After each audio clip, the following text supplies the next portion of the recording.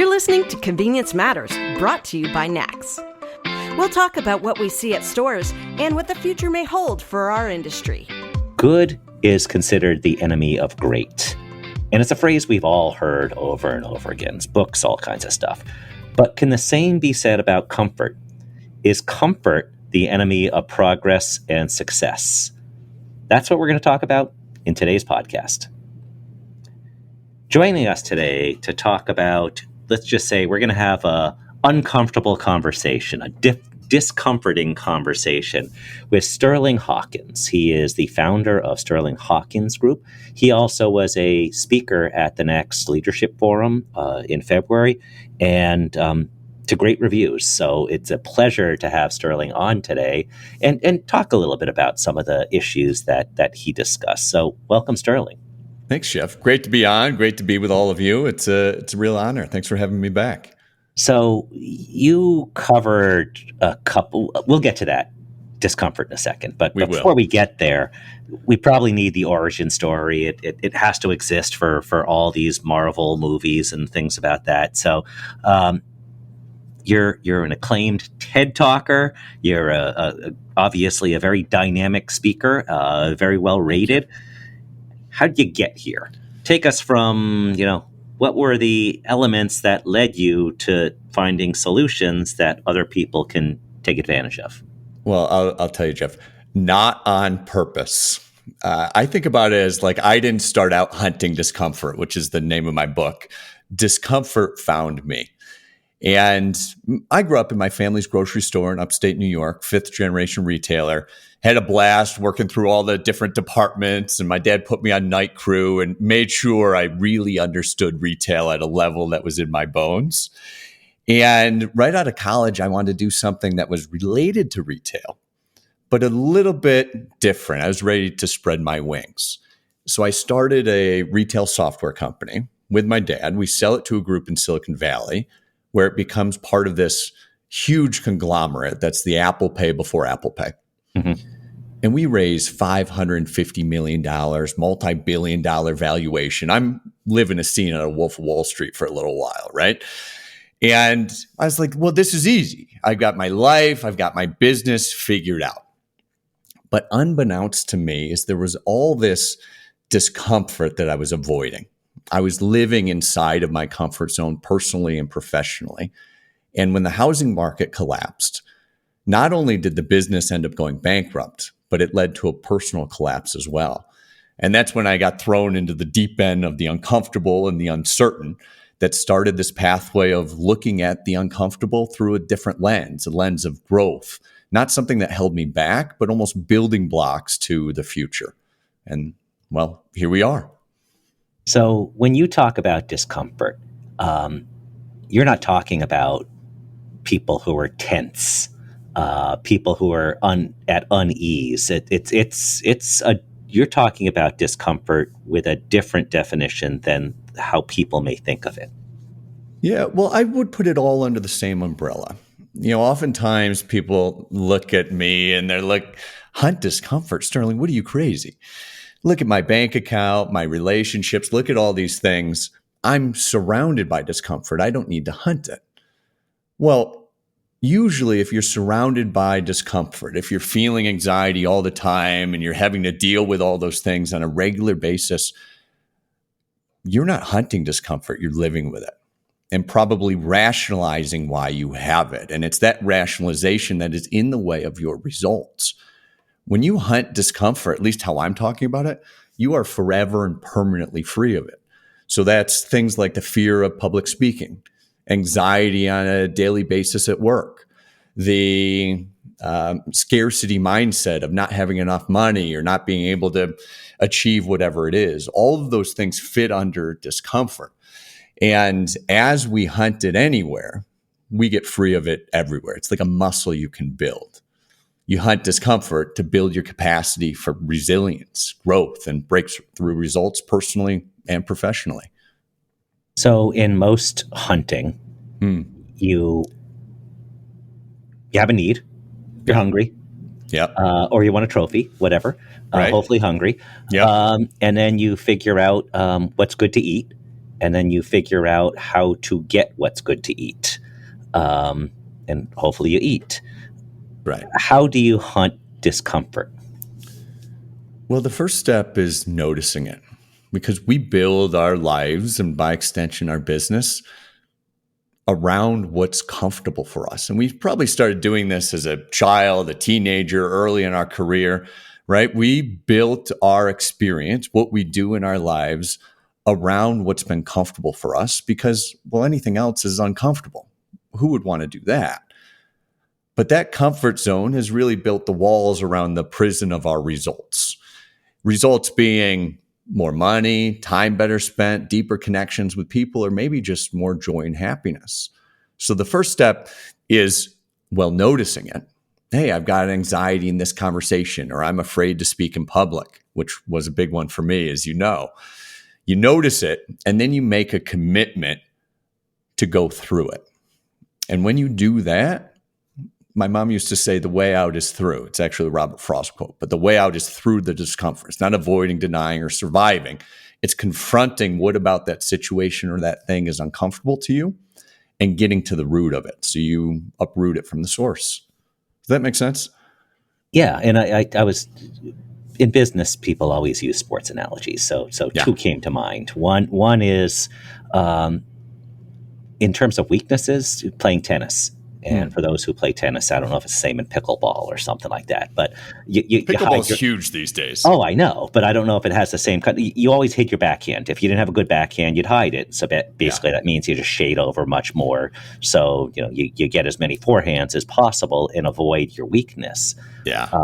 But you're saying that's not going to take you as far as if you lean into, here's how we're going to look at this. And I'll throw another sports analogy out there. Yeah. When you think about coaches, you hear like the best coaches, whether it's somebody in youth sports or further on or wherever we had a coach. A lot of the things I hear is people will say their best coach is the one that says, I'm going to push you farther than you would push yourself. And it's just that you may not like me, but I'm going to push you. And at the end, you'll have gone farther. So Is that basically what we're talking about with hunting discomfort? Very much so. I think there's this lie out there in the world that, I just need some more money, or I need some more time, or I need better connections. Or one of my favorites is, I just need to work harder and then I'll have the results that I want. Well, I can tell you, back when we were part of this larger company, this Apple Pay before Apple Pay, many of us were working 18-hour days. We had $550 million, so plenty of cash. We had all sorts of patents and IP that was filed and granted. We had some of the greatest connections out there, and we failed. It's not the money. It's not the time. It's not the hard work. The thing that's in between us and our results is only discomfort. It serves as like a governor on a car. If you've got a governor on your car, no matter how hard you hit the gas, you can't go any faster. Well, similarly, if you're avoiding, denying, or surviving discomfort, no matter how hard you work, how much money you have, what relationships you have, or anything else, you can't get any new results. I found some really interesting Norwegian research, Jeff, that said discomfort defaults, avoiding, denying, surviving discomfort, left people not unwilling, but unable to act in accordance with the knowledge they already had. So what that means is you know exactly what to do. Either from your experience, you looked online or YouTube or the library, if anybody goes to those things anymore, you know what to do, but discomfort stops you. When you identify that discomfort and make a commitment to move through it, that's what unleashes greater potential, breakthrough results that are oftentimes even greater than we can even imagine. So how did it play out with you? So you were the master of the universe. You're in your 20s, I imagine. All these things, all these toys, bright future. Yeah. Things looking great, everything lining up. Then it didn't line up, and it didn't line up in a lot of different ways. And that's what you talked about in your presentation. But as you built back up, Yep. What were a couple key things that maybe can help somebody think differently, that maybe didn't lose everything and have to rebuild, Yeah. but may go from what is a plateau to a new plateau? Yeah. Yeah. So that's a good point. You don't need to be at a rock bottom for this kind of work to work. All you need to be is committed to that next level, whether you are at rock bottom or you're already really high performing, but you want to take it up even further. And it's important to note that avoiding, denying, and surviving discomfort looks like maybe not having that tough conversation, not willing to make a commitment bigger than you already know how you're going to achieve.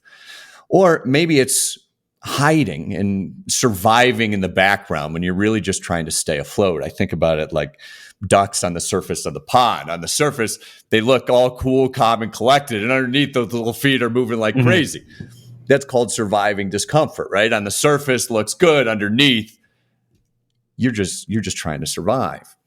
And what happened for me is I really played out this rock bottom thing, Jeff. When the company collapsed, I eventually run out of cash. I go from this big, beautiful penthouse in San Francisco to my parents' house. And just to fully play out the sad country song of a story, even my girlfriend broke up with me, right? Like, I'm hitting every single beat.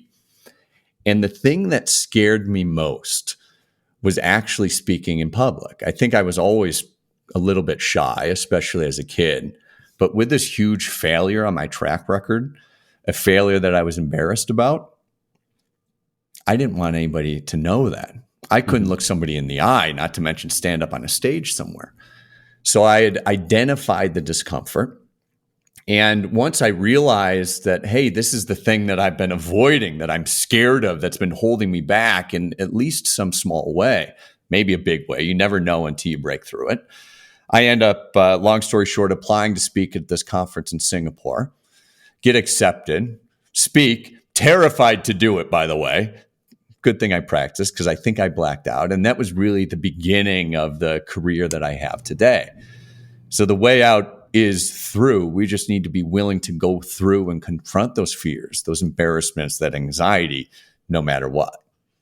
Okay, so you're not comfortable as a public speaker. That's I think most people share.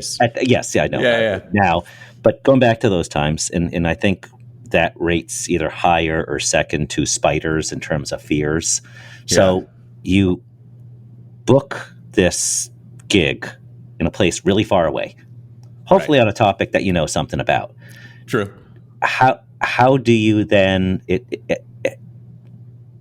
really nervous, how do you go to have a success with that? Was there also a second secret where not only you were hunting your fear, your discomfort, but did you figure out, hey, I know how an audience, I know this audience, this is how I'll talk to them. This is how, something beyond, I just imagine they're in their underwear, that typical kind of speaker kind of thing, good evening, ladies and germs.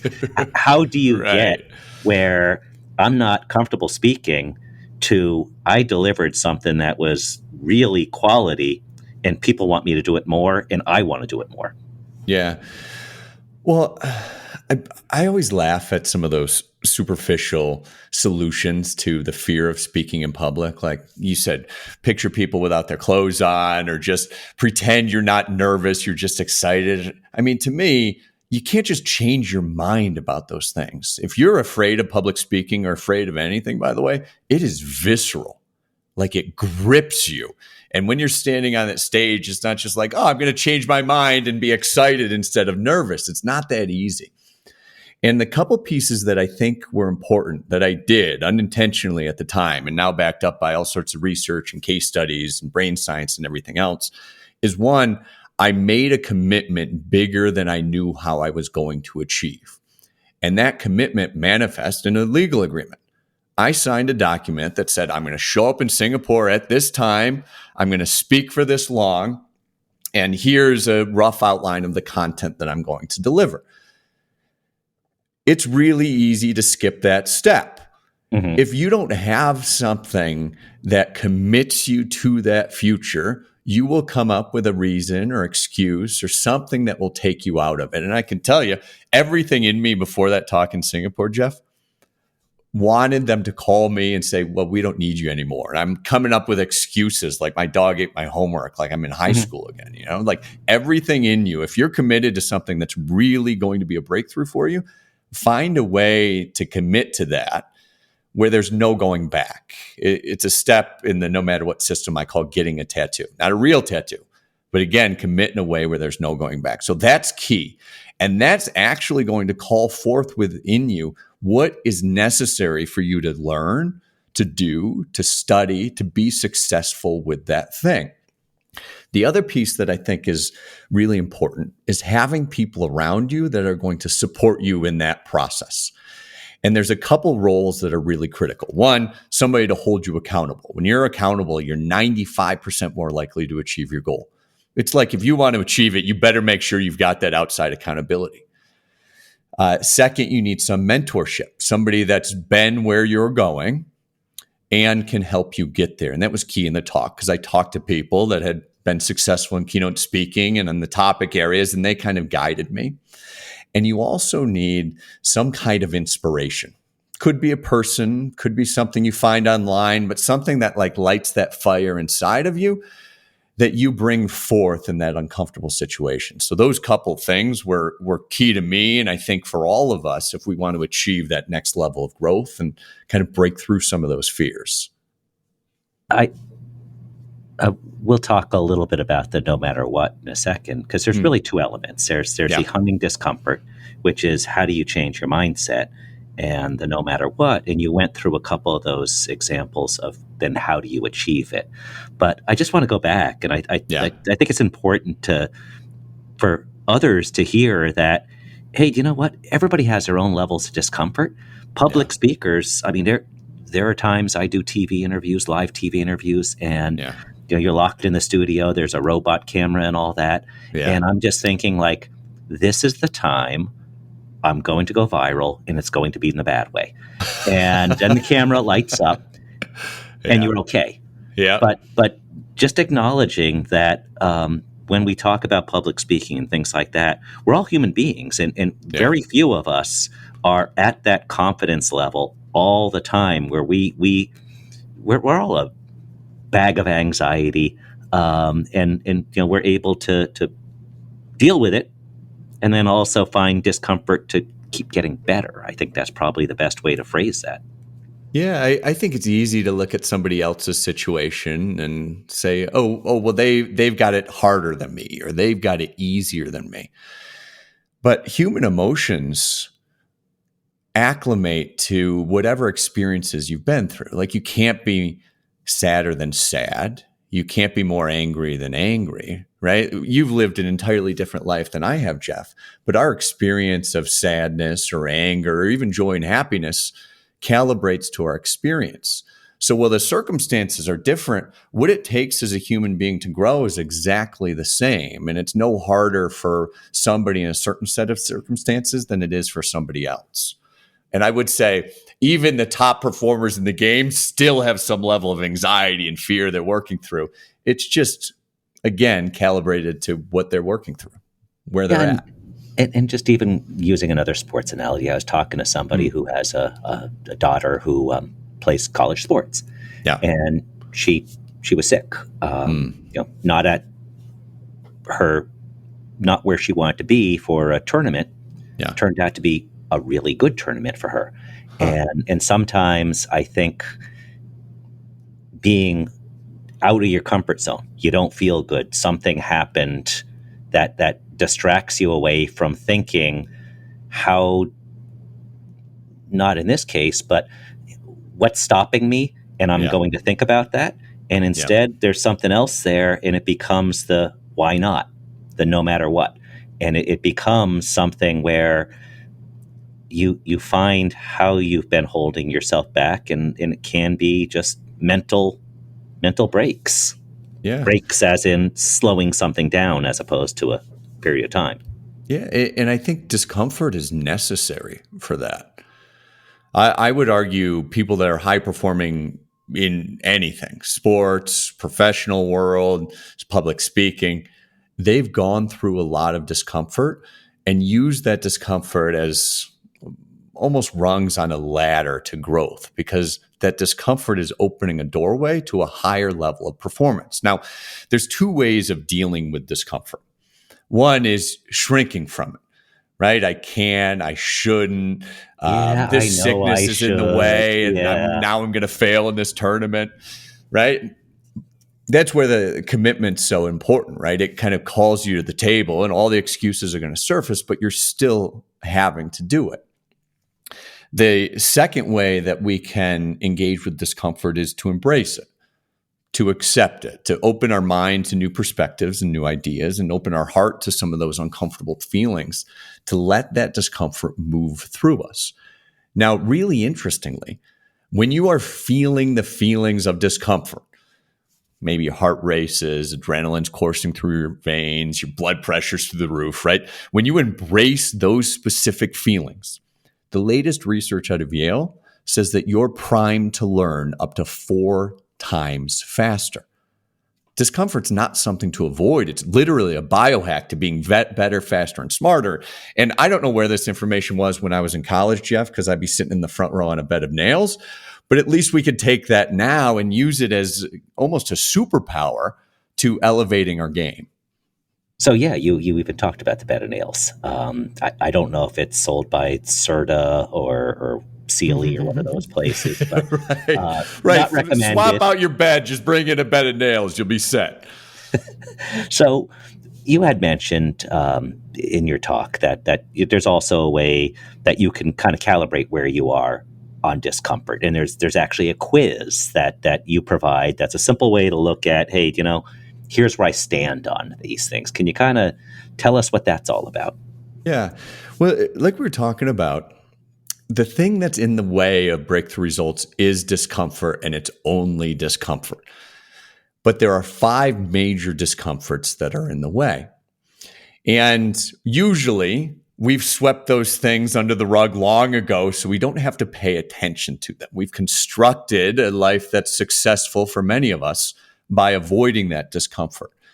What this quiz does is it doesn't cost anything. It's like, I think it's 15 questions. And at the end of that quiz, you will have which one of the 5 major discomforts that's in your way. It might resonate with you, or it might bring something up from your past, like, hey, I haven't thought about that since I was 10 years old. But it's really part of taking that first step of identifying what the discomfort is. And by the way, the quiz doesn't leave you hanging there. It gives you the best next step of how to deal with it. And where can that be found? You can find the quiz at huntingdiscomfort.com. Well, that would totally make sense. Now, the other part, and we're not going to spend that much time on it, but I really want to look at the hunting discomfort today. Just like, how do you look at how might you want to change? The second part of your discussion at the next leadership forum and other places is your phrase, no matter what. Hashtag no matter what. And the idea is, and you covered some of those, have a partner, to define how you're going to do things so there's no backing out. Right. And you walk through that too as part of the solutions. And certainly anybody can, I imagine it's no matter what, not only the hashtag, but where can folks find a little bit more, whether they want to talk to you as a speaker, learn a little bit more about some of the solutions, or even listen to that TED Talk. Yeah, well, thanks for that, Jeff. No matter what started as a way just to dig myself out of that hole.